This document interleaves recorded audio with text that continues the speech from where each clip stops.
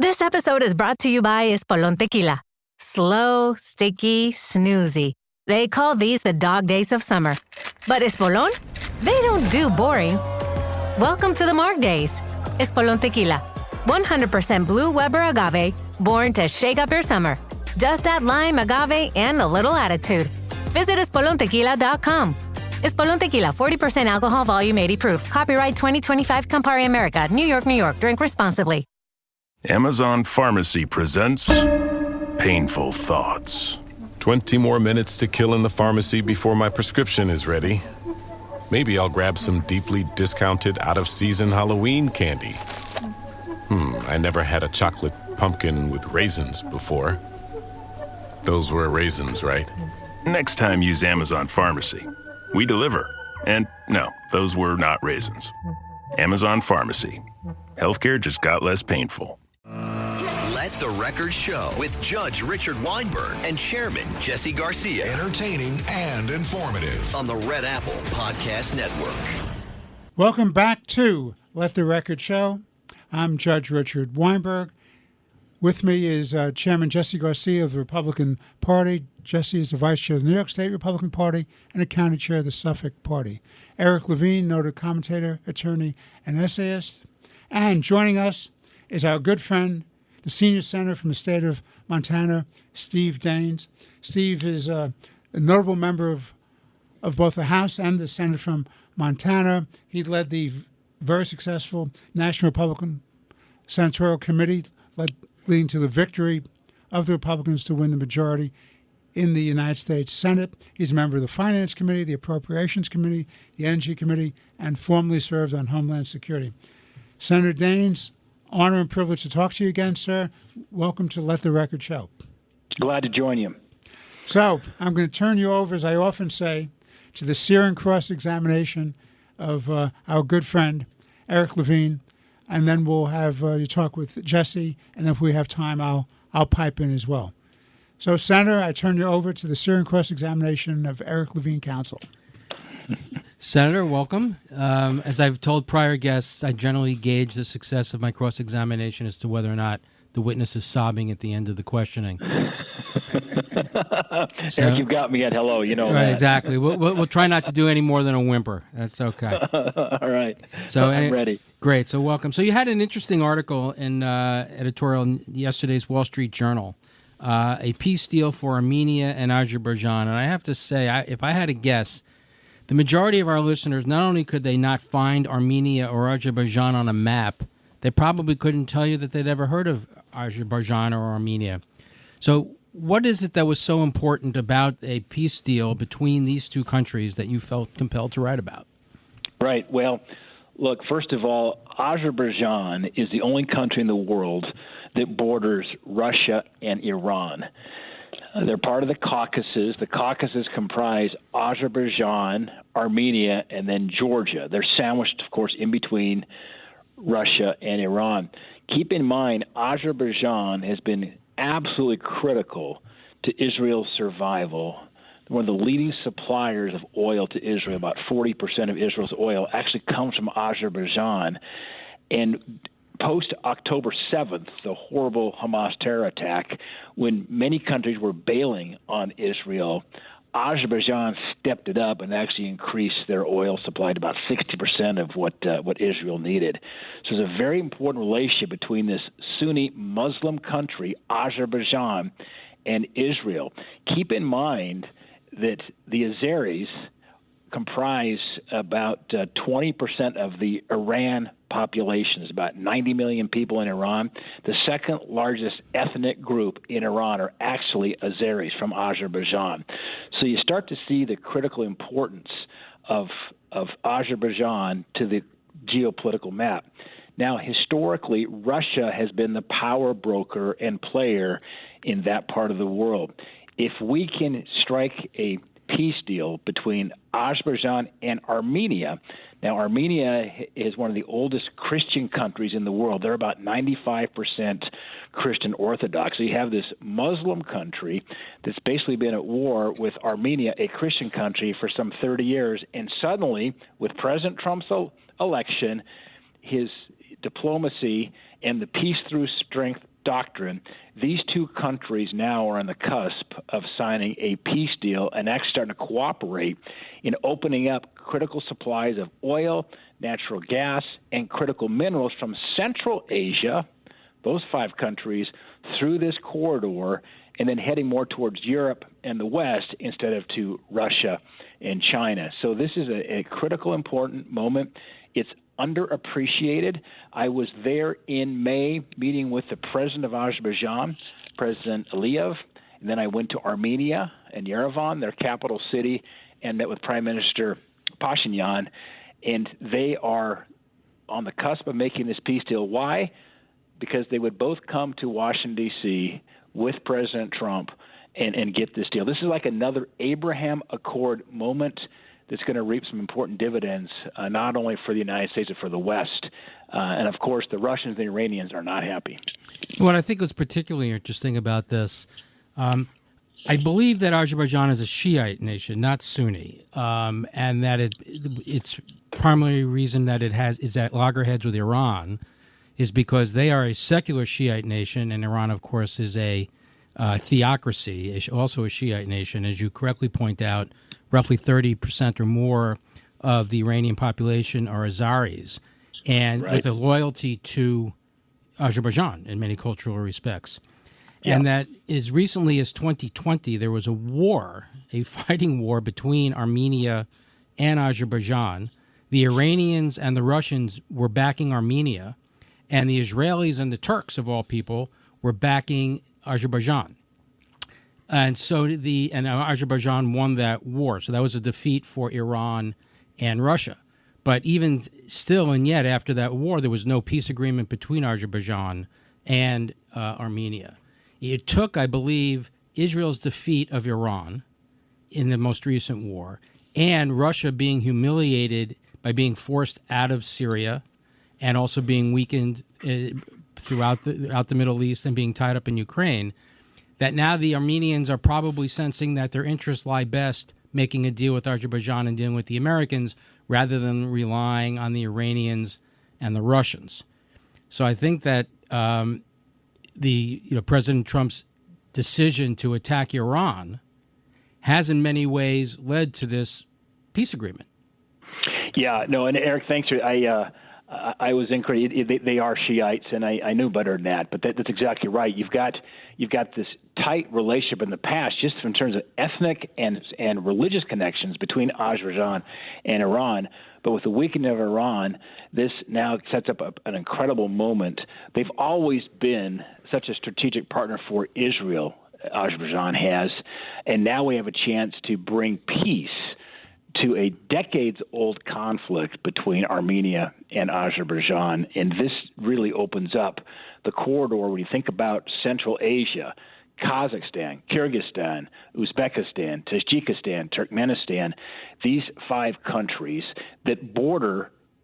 You've got China to the east, you've got Russia to the north, you've got Afghanistan to the southeast, and Iran to the southwest. They refer to themselves as living in a submarine. They're submerged in a very, very difficult neighborhood. As Brzezinski once said, Central Asia is the wine bottle, but the Caucasus, and specifically Azerbaijan, is the cork. This will uncork that very important wine bottle to the flow of oil and gas and critical minerals. Keep in mind, in Kazakhstan, the number one taxpayer to the country of Kazakhstan is actually Chevron. So they're rich in natural resources, and it's in our best interest, Israel's best interest, the world and the Western world, to start getting that flow of trade moving back in our direction instead of being under the thumb of both the Russians and the Chinese.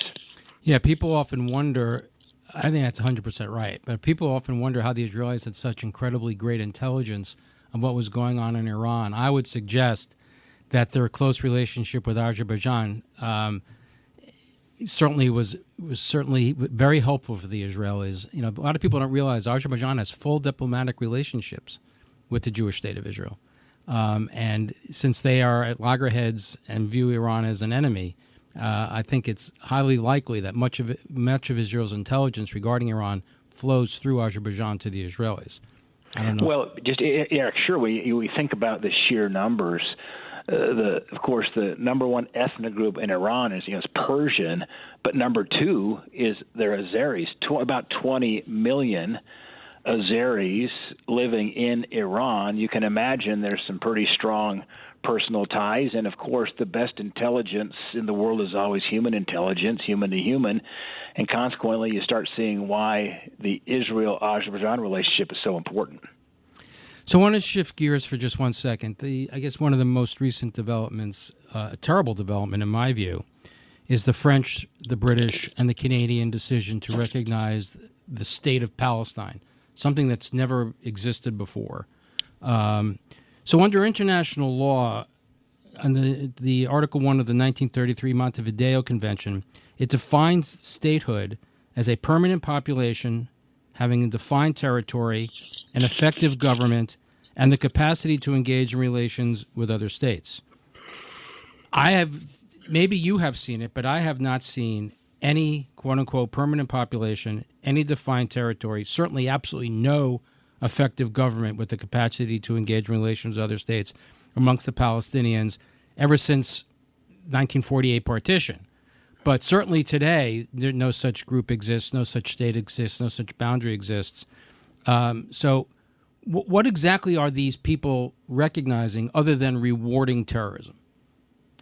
They're delusional. I'll tell you what, Eric, very thankful for President Trump's moral clarity on this particular issue. Incredibly disappointing. I'm glad to see President Trump with a full-throated condemnation of the suggestion, the support from France, from the UK, and Canada so far anyway, that somehow there should be a two-state solution, that they would support that as Palestine as a state. And this does nothing except reward Hamas's atrocities. If you are from France, if you're from the UK, if you're from Canada, the first thing you should be saying is shouting from the rooftops to Hamas, release the hostages. Have they forgotten who began this attack on October 7th? President Trump hasn't forgotten it. I'll tell you, most of us here on the Republican side of the aisle, virtually all of us, haven't forgotten that. And frankly, it's shameful to see what France, the UK, and Canada are saying.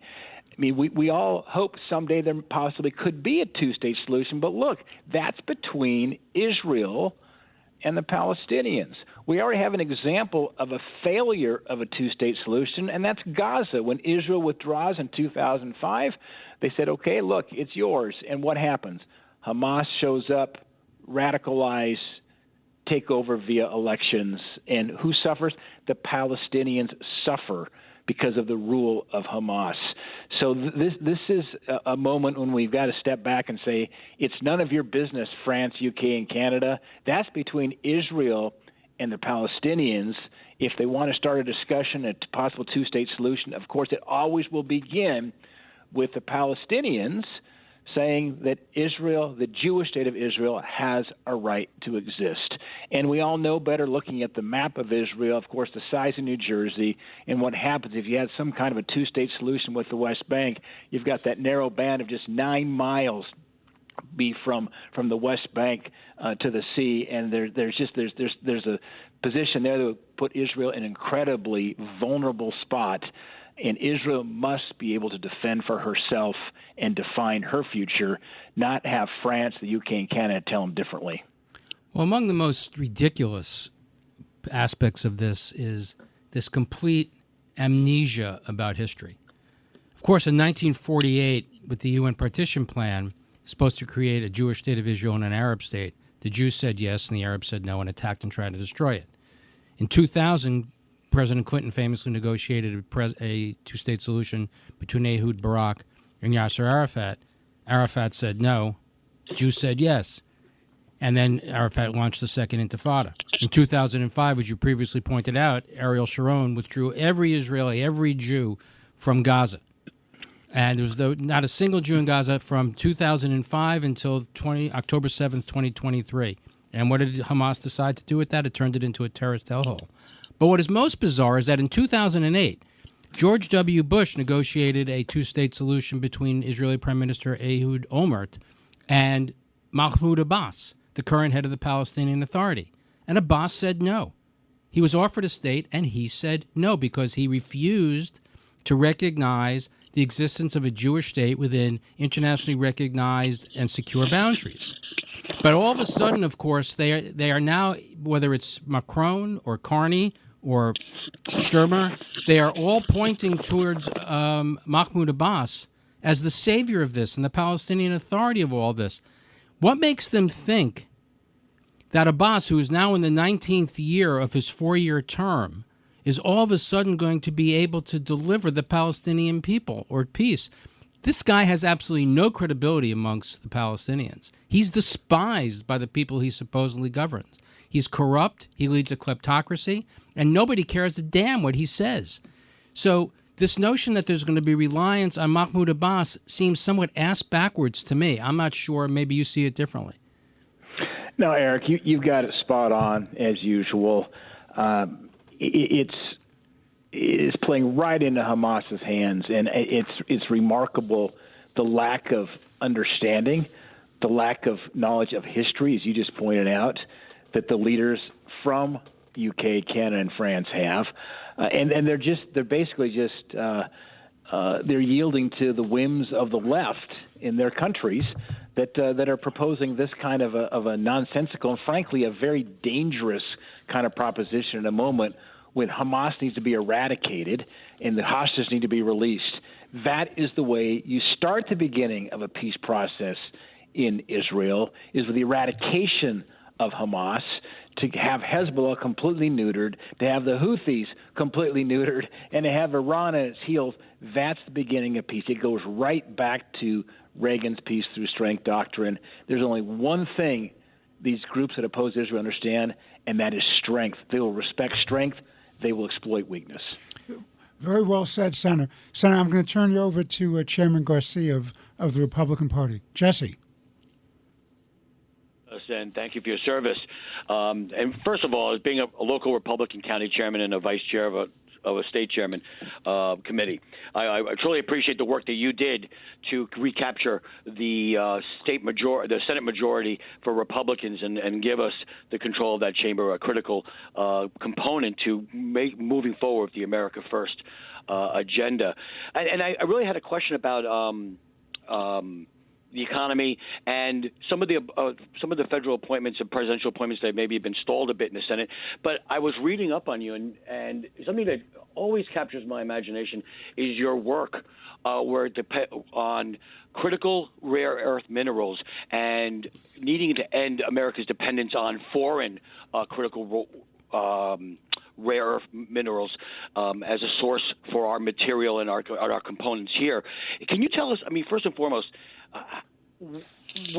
what are the options America has, or the American economy has, to first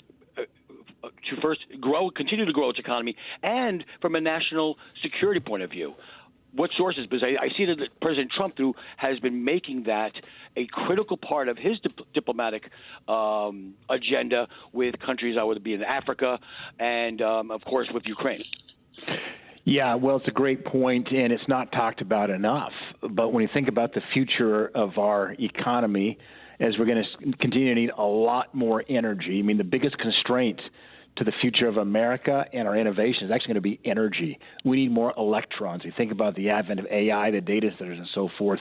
I can tell you, 5 years ago when I met with the leaders of the top tech companies, U.S., whether it's AWS, whether it's Google, or it's Microsoft, 5 years ago the constraint was talent. We needed more skilled software engineers, programmers, tech talent.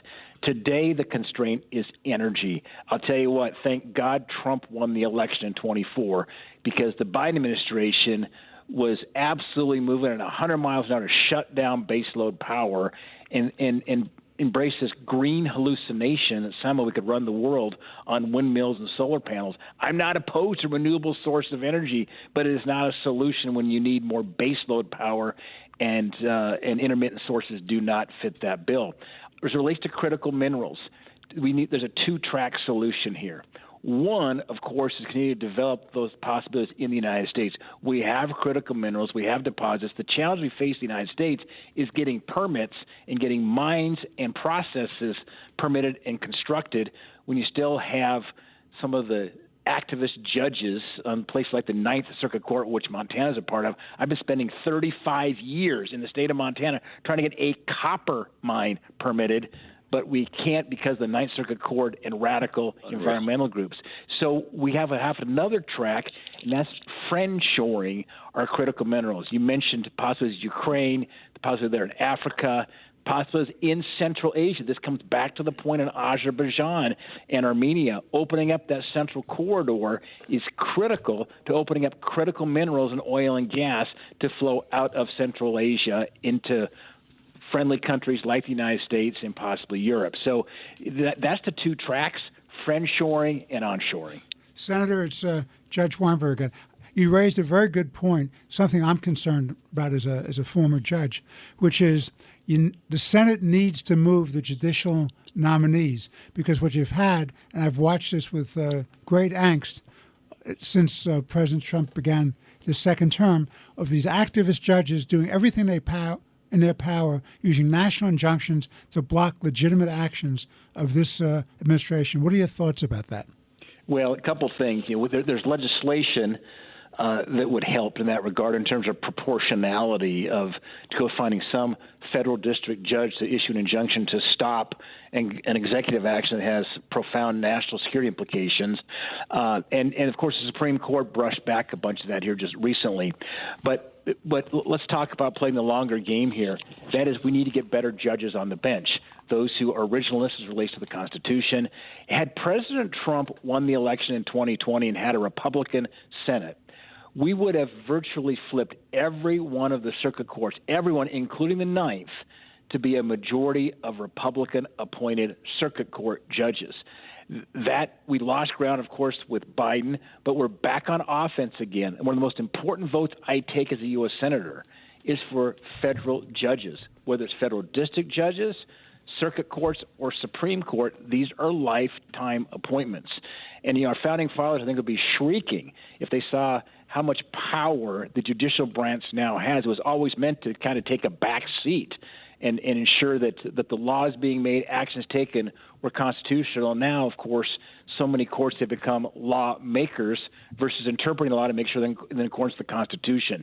So this is a really important part of why the Senate majority was important that we won last fall, was to make sure we can move President Trump's nominees through the Senate and get them on the bench as quickly as possible. Well, Senator, it's time for us to take a hard break.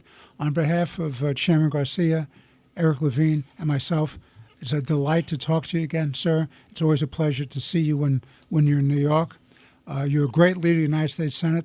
You're a great leader of America. The country is very fortunate to have somebody of your ability, experience, and integrity in such an important role. Thank you for joining us on today's show, and we look forward to having you back again soon. Thank you very much, Senator.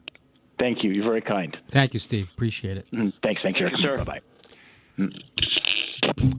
We're taking a break now. This is Let the Record Show. We just had the privilege and pleasure of speaking to the senior senator from the state of Montana, Steve Daines, a great leader, a businessman, former member of Congress, and now the Senate, a man of enormous ability. And to meet him in real life is a great pleasure. We've had him on. We'll be back in a few moments with more important and interesting conversation. So please stay tuned. Let the Record Show with Judge Richard Weinberg and Chairman Jesse Garcia on the Red Apple Podcast Network. With Robinhood, not only can you trade individual stocks and ETFs, you can also seamlessly buy and sell crypto at low costs. Trade all in one place. Get started now on Robinhood. Trading crypto involves significant risk. Crypto trading is offered through an account with Robinhood Crypto LLC. Robinhood Crypto is licensed to engage in virtual currency business activity by the New York State Department of Financial Services. Crypto held through Robinhood Crypto is not FDIC insured or SIPC protected. Investing involves risk, including loss of principal. Securities trading is offered through an account with Robinhood Financial LLC, member SIPC, a registered broker-dealer.